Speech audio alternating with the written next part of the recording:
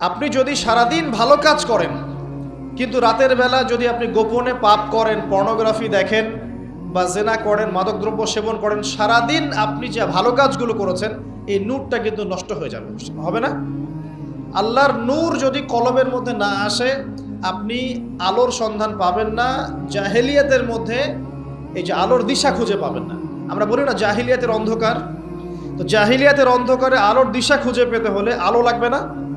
এই আলো আপনাকে দিবে কোরআন, স্পেশালি সূরা নূর। সূরা নূরে আল্লাহ পাক আরো বলছেন চক্ষু নিচু করার কথা।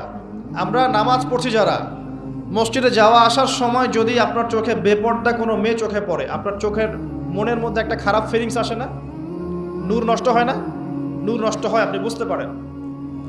আল্লাহ পাক এই সূরায় বলছেন পর্দার কথা। যখন আপনি বেপর্দায় চলবেন আপনার কলবের নূর নষ্ট হয়ে যাবে এবং আপনার দ্বারা আরো হাজারো মানুষের অন্তরের নূরটা নষ্ট হয়ে যাবে।